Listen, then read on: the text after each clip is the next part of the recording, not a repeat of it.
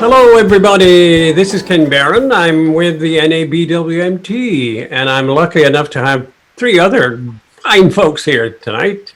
On my left is my husband, Mack Scott Barron. Hello, everybody. We're both here in Long Beach, and right at the top of the screen here is Mark. Say hi, Mark. Hi, Mark. At the bottom is his husband, Demetrius, and they all know Demetrius. Hey, Demetrius, how are you? Hello. How's everybody? Good. This is in the second series of involving people who are in a relationship, a fine relationship, if I may add, a fine relationship. On July 9th, Demetrius was kind enough to interview the two of us. And when that went live on Facebook, I think we got 1,200 likes and comments. And we recently got a really long, grateful letter from one of our members saying how good they liked it. So we thought we'd repeat it. And in doing so, we brought in the only two people we could think. And I'm talking too much here. So welcome, everyone. So we're going to talk about Mark and Demetrius. And how should we start? How should we start? Can we do a brief check-in? Let's check in. A good idea. Mark, how's it going at your end of the place? Everything's going swimmingly, shall we say. Okay. Demetrius, how is life in your neck of the woods? It is going very well. Very well. Yes. Things are turning around, so it's going very well. You just got a new job. We're very excited about that. Well yeah, done. excited. Well, Mack, how are you doing? I'm good. The weather's been nice. I'm still doing my walking every day, 10 miles. And how are you doing, sweetie? I'm okay. I tell you, I'm okay. It's December's wonderful here. I'm ready for the weekend. I'm ready for Christmas and the New Year. So let's hope the new year brings in lots of good stuff. A vaccine. Back to you two folks, Mark and Demetrius. How do you? Demi, why don't you take it? Why don't you begin our introductions? Oh yes, let's have you. Absolutely, absolutely. So, as a lot of you are aware, I am co-chair with Ken as part of the media committee, and I have thoroughly enjoyed my time with Ken. I've learned a lot. We are a great team, and we've done some amazing work.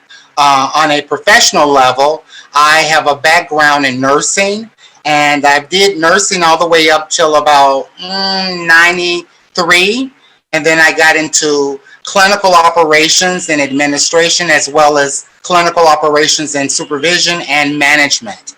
And that's been my passion lately. So Mark, give them an update. Okay, well, professionally, I've worked as a PA, a physician assistant, since 1981. And most recently, for the last 16 years at a community health center in Milwaukee, working in family medicine and HIV and urgent care. And I also do some transgender care for hormonal transitioning for men, biologic men transitioning to women and women transitioning to men. So my professional life has been pretty active for quite a while. With BWMT, though, currently I'm still serving on the board of directors, have been on the board since about 2008 or 2009. Wow. And following Ken and Mack's splendid tenure as national co-chairs, I also served in that capacity for 4 years with Daryl Four from Cleveland, Ohio. And I'm sure we'll talk a little bit more about that later. But I've been pretty active with lots of things. I can't keep my fingers out of the pot, of many pots. So as I'm sure Demi will pry out of me. Okay. Well, yeah, we like your pots. They're very useful. They're very useful. Can we ask you guys some things about your relationship? Would that work? Sure. Yes. Go for it. I'm going to start and ask you the simplest question I can think of, and that's, how did you guys meet, and when, and where? We met. Demi, let me let you handle that one. Of course. That's kind of funny.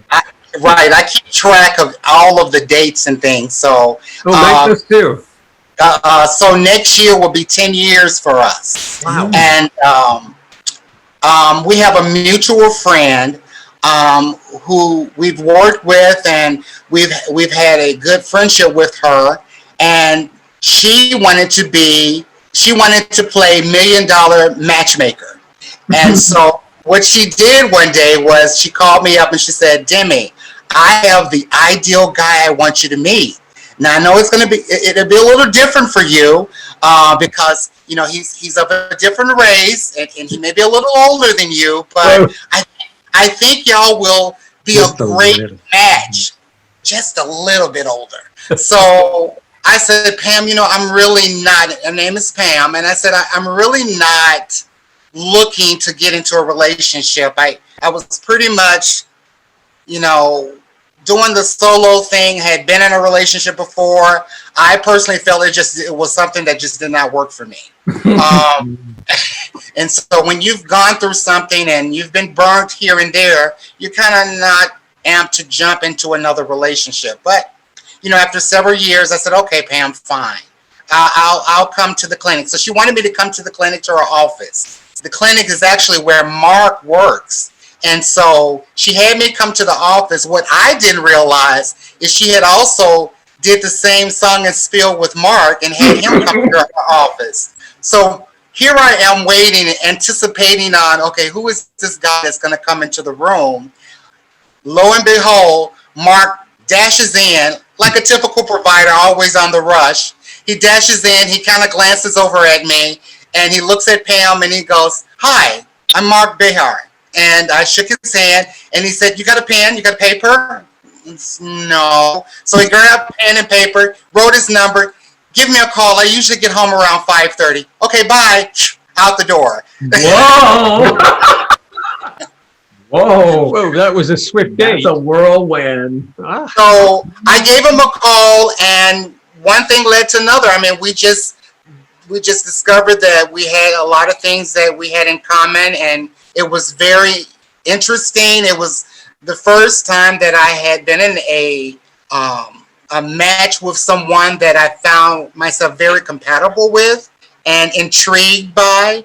And, sometimes what gets me is the intelligence in your mind. And Mark has such a brilliant mind. He doesn't give himself credit for it a lot, but I was just captivated by that. And the fact that, man, we can accomplish a lot of great things together. So, that's how we met. Super. Mark, do you want to have an addendum to that, or is it all? So that was very complete. Very complete. So for me, you kind of went into it briefly. I was going to ask, how long have you been a couple, or is there a specific date that you consider when your relationship began? Or I had say we pretty much dated for about a year. Mark introduced me to the BWMT chapter. He's the one that said, why don't you check out some of our meetings? We go out and we fellowship and we go to different restaurants. So he kind of enticed me into that. I was very leery about it, but, I trusted him at that point, and I went out and it seemed to have worked out. We went to different restaurants, and we both discovered we have a love for fish fries. So we Every Friday we do that, and Milwaukee probably has more fish fries than most other civilized parts of the world. Don't ask why. I have no clue. Well, I do. It's probably religiously oriented. Lots of Catholics here like to have their fish fries. And we've had a lot of freshwater and saltwater fish that just make it over to the fryer, and they just hop in, and we all just enjoy those wonderful fish fries. Demetria, can I go back 1 second? I think Sure. in your intro, you kind of mentioned that Pam said that this was somebody of a different ethnicity. Was that something that you had not pursued before?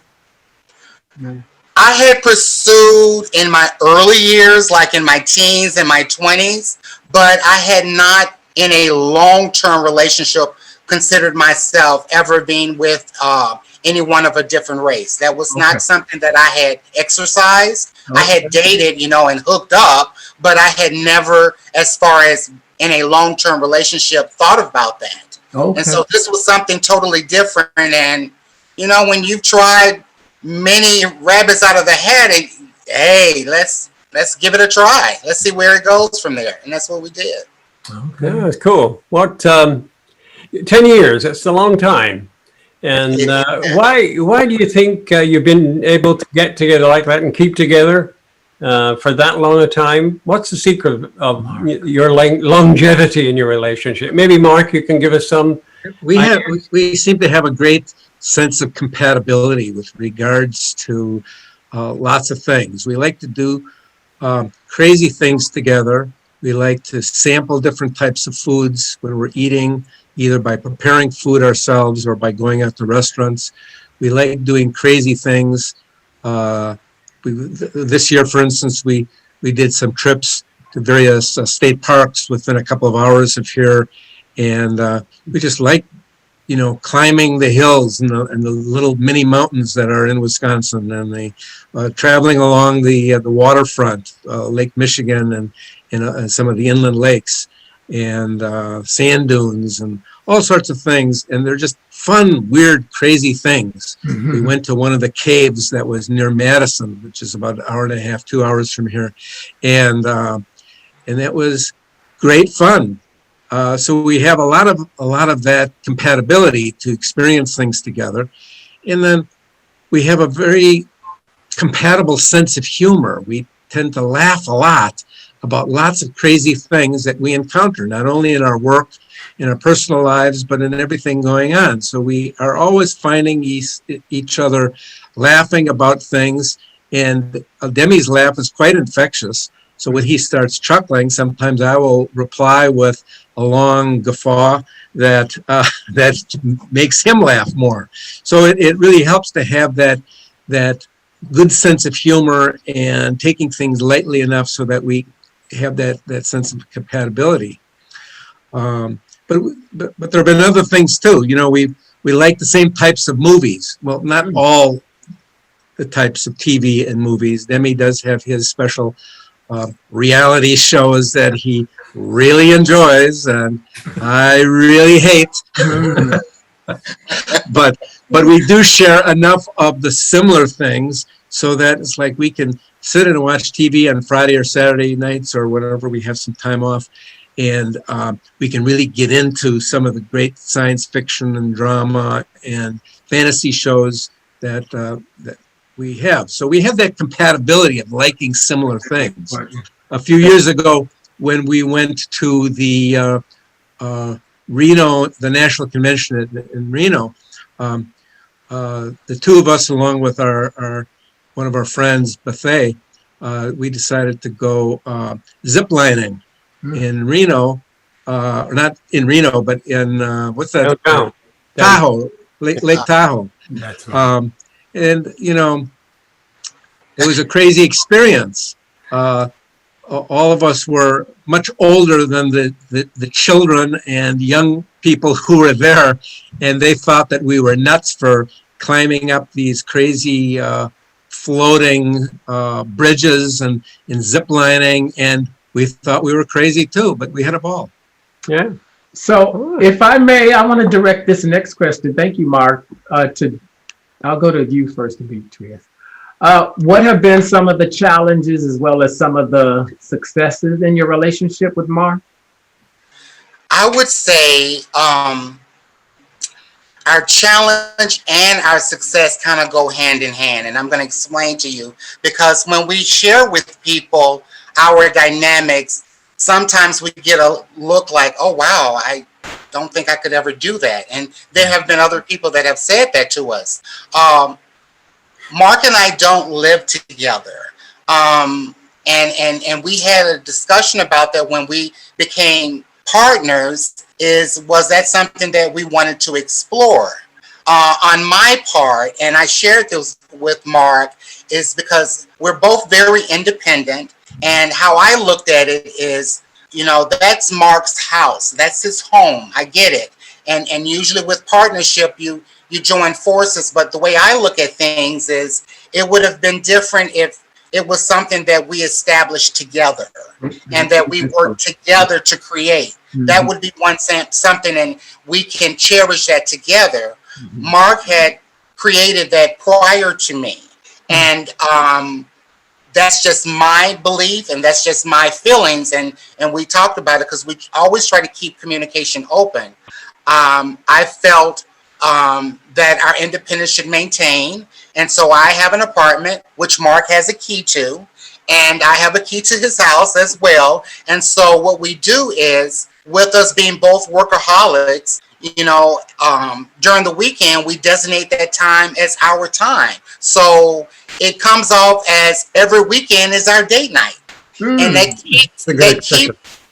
keeps our relationship fresh and brand new. And every weekend, there's something that we're talking about related to work or something that we've experienced. And trust and believe, we talk every day. In the morning, when Mark goes off to work, when he gets off from work, throughout the day before we go to bed. But just the interaction that we have with one another, we do that during the week. And sometimes on Sundays, if we've got performances, because what we do is we do season tickets to some of the theatrical performances that we engage with together. So, we always try to keep that excitement and that intensity, although we're not living together. So that can be a challenge, but it also has been a success. And I would like to say, I'm sorry to interrupt, but it does sound like that's a success. And I think a lot of other couples might even want to think about something like that. That's nothing that, but I like the idea where you said that was his place, you have your place. Exactly. And your idea was that if you had met at a time where you could purchase something together, or that would have been how you would have handled that. I really like that idea. Thank you for sharing that. Absolutely. I think it also makes for a fabulous weekend. You all look forward to the weekends, but if you look forward to seeing your partner on the weekends and you're finished with work, and that's great. Mark, do you want to add to that idea? No, you're okay. Well, yeah, I'm fine. The summary that Demi gave was pretty accurate. We enjoy our time together because we're not together 100% of the time. Mm-hmm. So when we do get together, it's fun. Yeah. It's fun. We go outside. We come together, and then we listen to music together. We sit on the porch when the weather is nice. We enjoy different types of cocktails that we prepare together, and we just do lots of fun things. So let me get this right. It's food. It's cocktails. It's the theater. Excellent. Well, how else do people sustain relationships without injecting fun, excitement, new things? Absolutely. Because the new things are experiences that we can cherish and enjoy together. Absolutely. And that can be something as simple as a new dish to prepare, or preparing some food together, or coming up with some new combinations of alcohol so that we can enjoy the drinks together. And I don't drink very much. I have one drink, and that does me in. So it's not like we're alcoholics or anything. And Demi is kind of the same way. We have our limits of what we drink and what we do, but it's still something new and different, and that's what makes it fun. Sure. Thank you for sharing that. On a more serious question, when we have our GAPFests and our Zooms now, we usually look, as you might imagine, look at the situation we've all had, a lot of people have, on racial problems, discrimination. Has this affected, has it happened in your relationship, racism or discrimination of the couple, of both of you? Or have you been lucky? Who are you asking first? Either Mark or Demetrius. Demetrius, you're shaking your head, so I haven't experienced it with us. Now, we have been to my senses are kick in immediately. I'm more observant of our surrounding. Always am observant of our surroundings. So wherever we go, Mark is getting settled and getting, looking at the menu or whatever the case may be. But my eyes are just constantly rotating around, looking at the environment, because just to make sure, number one, we're okay, we're safe. No one's going to mess with him while he's with me. And I'm very protective. And so I can pick up certain vibes from individuals because of the way they look. And as long as they don't come and say anything to us and bother our time, we're golden. If we go into an establishment, which we one time did as a group, we were supposed to have a fish fry at one of the restaurants in southern Milwaukee, and we walked in and it almost seemed like the music had stopped. And I looked at Mark and I said, I am not eating in here. Nope, we're not doing it. Let's go. I am not comfortable. People are looking at us real crazy. I am outnumbered. I'm the only one of brown color. Nope, I'm not doing it. Let's go. And so we left.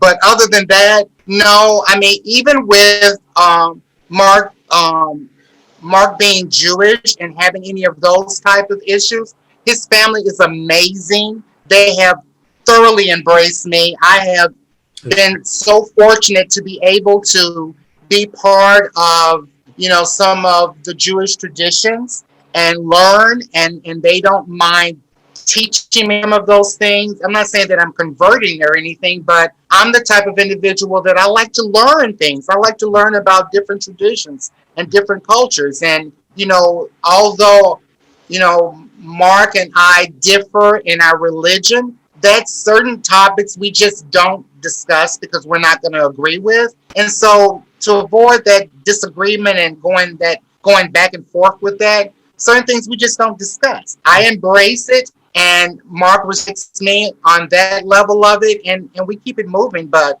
his family, oh my God, I just love them to death. Love them to death. And they've all given blessings. They've all told me, well, if y'all ever decide to get married, Oh, boy. we're okay with that.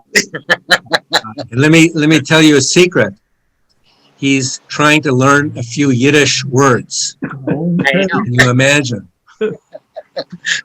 So, But you mentioned, but one thing that came up, our relationship has been for the last 10 years, and although we consider ourselves married in quotes, we're not really married. We don't have any legal obligations or commitments, domestic partnerships or anything like that. That might come down the road, but it is a long-term relationship without the formalities of some sort of legal recognition, which we may want to consider later.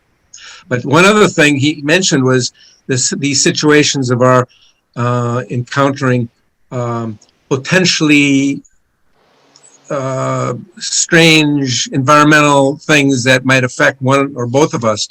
We're both aware that if necessary, I have that white privilege card, and he occasionally has that race card. And we will use it.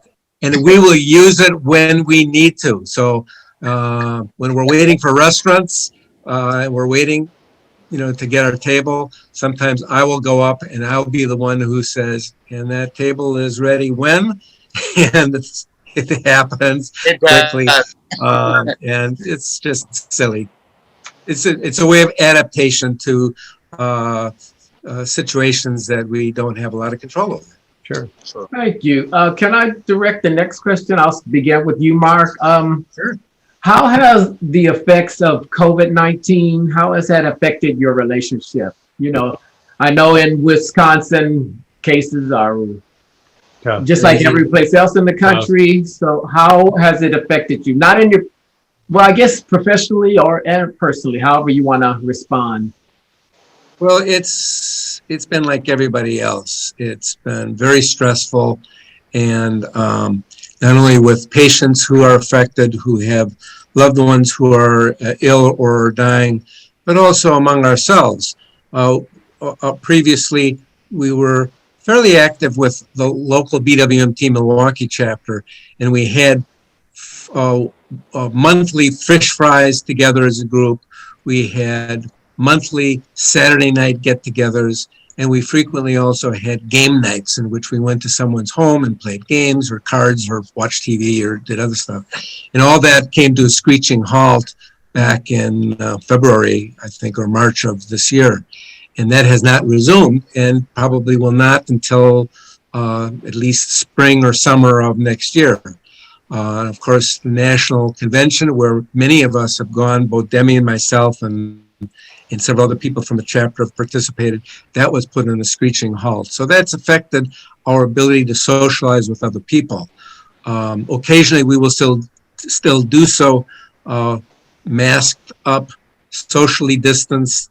And during the summer when it was nice out, we had no problems with eating outside at restaurants and bringing in, a few other people to join us. But now that winter has come, things are pretty cold out, and we're probably going to just do most of our stuff by food that's brought into the house. So it's affected things, but we both are comfortable and have not had problems with being together when we're having our little weekend date situations. Thank you. Demetrius, would you like to add anything? Yeah, it COVID really hit me in with the effects like it did a lot of other people. My job came to an end in May as an effect of COVID, and thankfully I was able to obtain a severance that got me to 3 months of that time. But I want to interject that during that time, when you've worked in an organization for 15 plus years, you have to kind of take a moment and go, okay, what am I going to do next? It's not like anyone's hiring, but I'm a very upbeat, positive person, and I feel like when something's thrown at you, you don't just fall and crumble. You may stumble and trip up, but you get right back up and you stay positive. And having a partner that was positive and kept me motivated, and and we could bounce ideas off of one another, and he would say, well, why don't you try to do this? Did you try to apply here? And just keeping that motivation, that meant a lot. And me being so independent, I was very thankful that I was in a place financially where I didn't have to, because I'm very prideful, that I didn't have to go, honey, I need help with X, Y, and Z. Even though Mark would be there for me, that's just not my personality. I come from that school of you figured it out, or you put back for a rainy day because you never know what's going to happen. And thankfully I did that, and I was able to sustain. But, it is so important having someone that is definitely in your corner. You do find those that, oh, you don't have a job? Oh, okay. And then the phone calls stop, and people start checking up on you. And I don't trip about things like that. What I do is I see you now. So now you don't have to worry about Demetrius. Best of wishes for you. That's one person I don't even have to focus on anymore. So that was eye-opening for me, but it is what it is, and you keep it moving. It's a blessing, and I'm so thankful that after a period of time, not only did I get one offer, I got two. And so I was able to kind of discuss that with Mark, and Mark and his family was more excited about it than I was.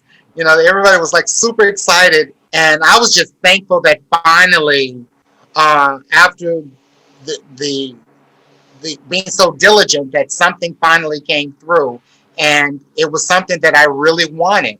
And so I'm excited about that.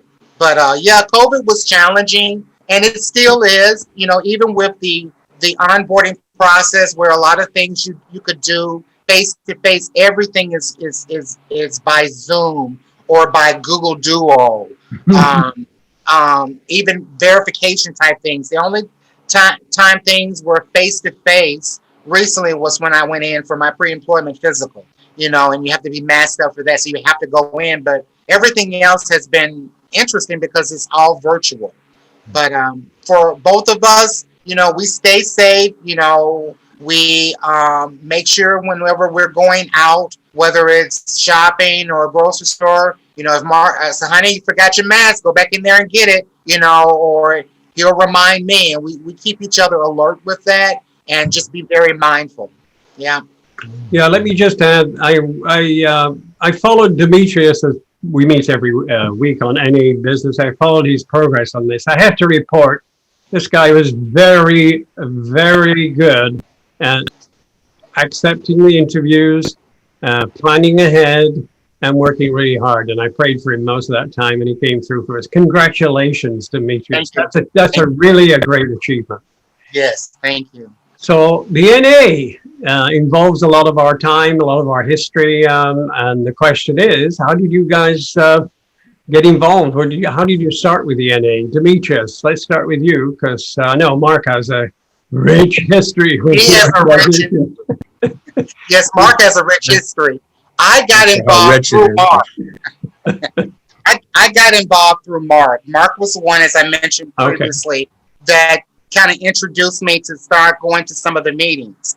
And I would go, and I'm very standoffish at the very beginning because I'm the type that want to make sure that what a person say coincides to their actions.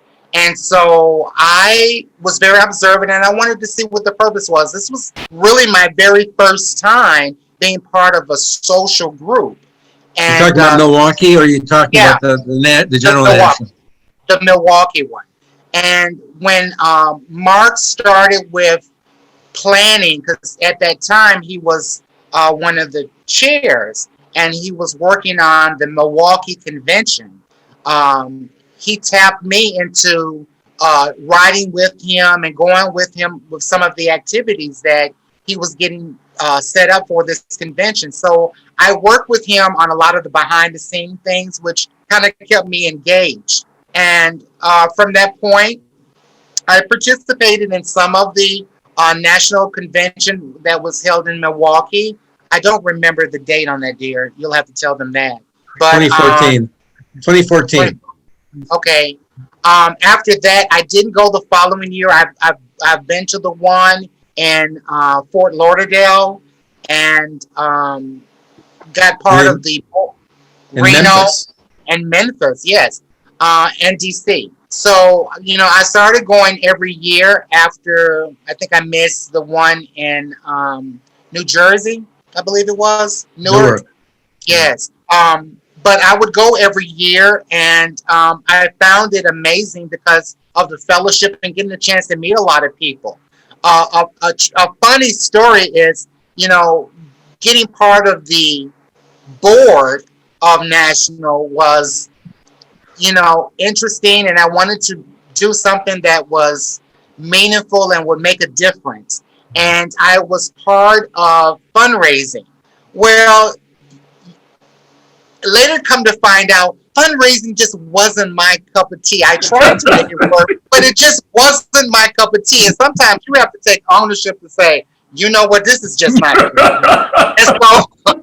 And so it is just not for me. So I had a conversation with dear Scott and Gavin, our co-chairs, and to let them know, this is not working. And so what fascinated me was Ken.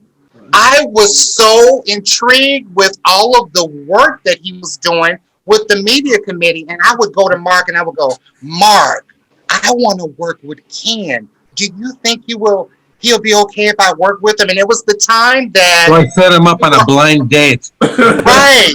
It was the time that we were all in Long Beach. We had a board meeting in Long Beach. And Ken and Matt had something at their house and outside and everything. It was very entertaining, and everybody was interacting and mingling. It was great. And I went to Mark and I said, I think I'm going to build up the courage to ask Ken if I can work with him. And Mark was like, oh, go and ask him. He'll be fine with it. He's not going to have a fit about that. I said, you sure? Yeah. So I went and talked to him, And Ken was like, oh, yes, definitely. And I was like, oh, thank the Lord, because this is going to be something that I really will enjoy. And true enough, Ken and I have done some wonderful work. I think the most exciting thing has been our political outreach. And every day I learn something great from him, and it's been amazing. So, and he learns from you too. He learns a lot from you too, Demetrius. I need to add that. Yeah, that's true. We're a good team. We're all a good team. That's fine. Mark, do you want to answer that? What's your? Can you give us the executive summary on your vast history with the NA? 10 words or less. The one thing I think that all of us really enjoy in our work with the NA is the fact that we're learning new skills, meeting new people, networking, and part of our work with the NA enables us to do those extra things. So it's kind of like a secondary agenda. We might be working on the board or working on a committee for the board, but we're really also learning more about the people that we're working with. And for people who have special skills, we're learning about those special skills, things that can help us indirectly or directly. And I think that's what's really fun and exciting about any type of work with a volunteer organization. That ability to do that, to meet other people, learn from them, be open to learning and communicating and networking and sharing, and that enriches us as much as it enriches the entire organization, hopefully. So that's my general state of things. But I started, my first convention was, I think, in 1986, in New York, which was right before the Milwaukee Convention in 1987. That was the first Milwaukee Convention. So I wanted to go to see how they did things, because I, being sort of an OCD perfectionist, wanted to make sure that the Milwaukee Convention was as wonderful and excellent and well run. And although we had some really great people working with our convention back then, I wanted to contribute as best as I could. So went to New York, and in fact, in '86, that's when Bayard Rustin was talking, and that was a year before his death. So it was really an exciting opportunity. But I felt at that time that the boys in the group were pretty cliquish, not just the Milwaukee group, but everywhere. And it was hard to connect. I really had a sense of purpose that I wanted to find out more about racism and homophobia and the basic statement of purpose and the vision of the group. And I was having trouble with that because I couldn't get through the difficulty of breaking through those little cliques.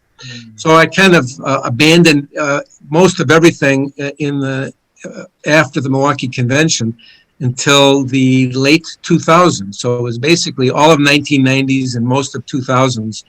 And then in 2008, I think it was, or 9, somewhere around there, we had a convention in St. Louis, and I went to that one, and then since then became affiliated with the board, and since that time, just continued on as in a leadership role. So the things in the parts of my participation were probably highlighted by the Milwaukee Convention. At that time, the national co-chairs really had the major sense of responsibility and need to put on good conventions. We didn't have a paid person who we could rely upon, or a dedicated committee aside from our own Milwaukee chapter.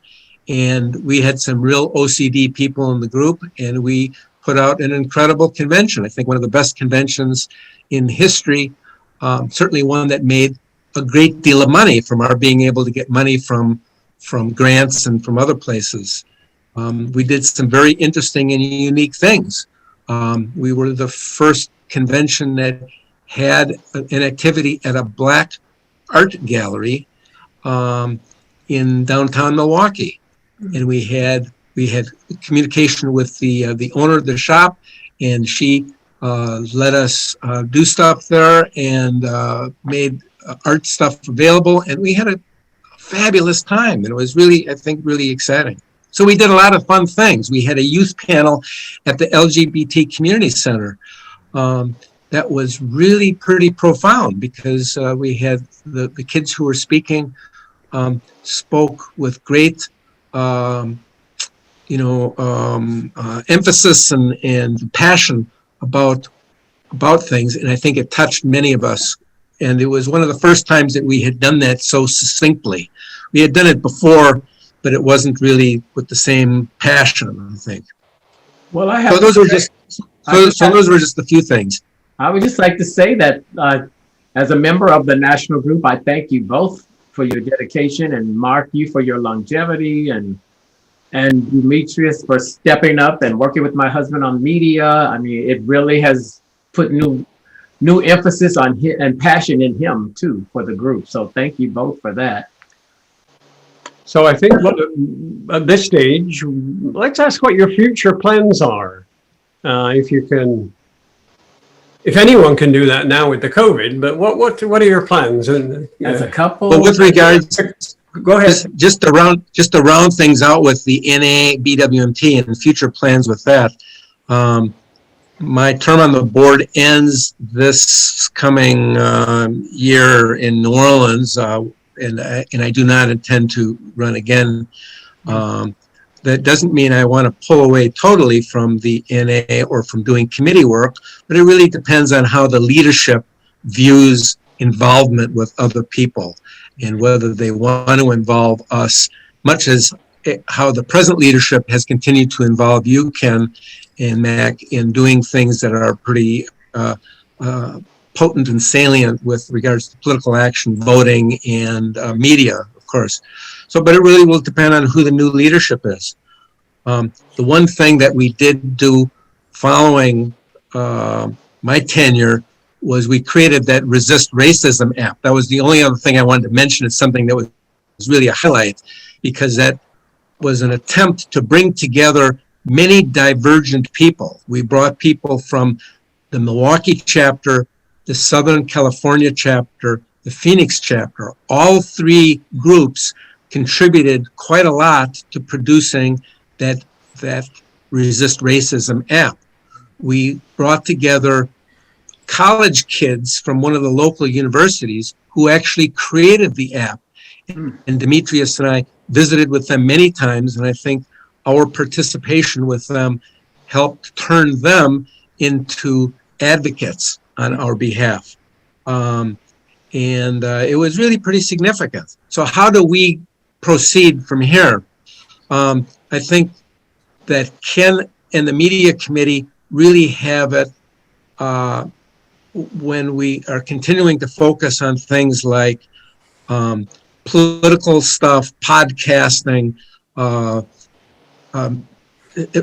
activities such as what we're doing right now. I think this is really important, but I think that we need to look at what younger people are doing. They're doing more stuff with TikTok and Twitter and Instagram. Right. I don't think we need to abandon Facebook, but I think that we really need to branch out into those other areas, because we're going to be confronting some very major issues within the next 4 years.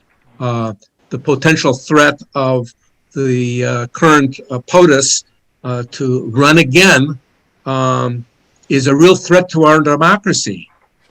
We need to point out that voting is not a one-time event, that it's something that has to be consistently implanted in our being so that we continue to do that. And we need to recognize that there is a real rift between rural and urban. And we need to try and figure out how to educate people and overcome that rift, because otherwise the threat will always be there. So seems like just in a few words. You put a lot of, you've really thought about that quite a bit, Mark. It sounds like that you've really embraced that. Now I stay up at night. I go to bed reading science fiction with one part of my brain, and the other part of the brain is stewing on other things. Demetrius, did you get to comment on Future plans. future plans? Future plans is just continue to excel. I'm looking forward to starting this new chapter with this new job. and new opportunity with a new organization. So that's exciting. I love taking on new challenges. Continue my work with Ken. We did amazing work with the political outreach, and I feel we made a difference in this election with just the drive that we had. And it cannot stop there. We've got more additional work regarding Georgia and making sure that we have a change in that and that we get those Senate seats. We're not going to continue just with Georgia because, as Mark mentioned, you know who is already talking about doing it again. And we got to be on top of that because some of those Republican Senate seats are eventually going to be up. And so even though my time with the national will come to an end next year like Mark, I still plan on doing work behind the scenes as long as I can do it with Ken. We have a great team, and I'm that person. I don't see myself working with nobody other than Ken. So if Ken ever says I'm done, guess what? Demetrius is done too. So you make a wonderful team. I understand that. So, but as far as the future, Mark and I are going to continue to be amazing. I love him dearly, and we're going to continue to just be a nutcase. We are a nutcase, but we work. We work well, and if anybody has the opportunity to watch this and take something from it, then kudos, great. But yeah, it's all good. We're just going to take it day by day and stay positive. I'm the balance. You know, when he gets riled up and gets ready to get on this broom and take off, then I have to be that soothing voice to make us both at zen. All right. So to kind of tie this together and wrap up, are there any final thoughts for our viewers regarding healthy relationships that you two can elaborate on? Communication. I would say the number one thing in relationship is communication. And regardless, we're not going to always agree, and we don't always agree on anything.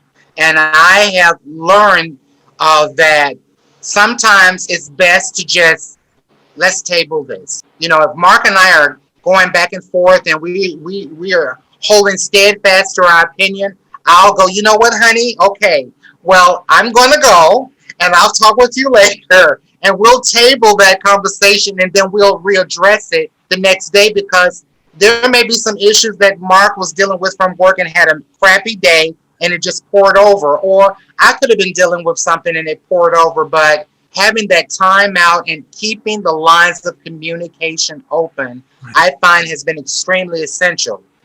Closed mouth does not get fed, and I can't read your mind. You got to tell me what's going on with you and how you feel. And if I'm doing something inappropriately or I'm making you feel some kind of way, open your mouth and tell me. And so we've gotten to that point. So he knows to tell me, and I will tell him too. So Mark, what about you? Any final thoughts you have for our viewers about good and healthy relationships? Goals, objectives, measurable. Oh, we can only end on that one. Almost, yes. Oh, next time we'll go through that. We're having a great time here. However, like we said, good humor, good food, good alcohol occasionally, and having fun together. That's really critical, along with the effective communication. Absolutely. Excellent. It's been a great time. Yes. You guys have a really healthy relationship. This was the second in the series of relationships, and I think it went really well. We really appreciate it.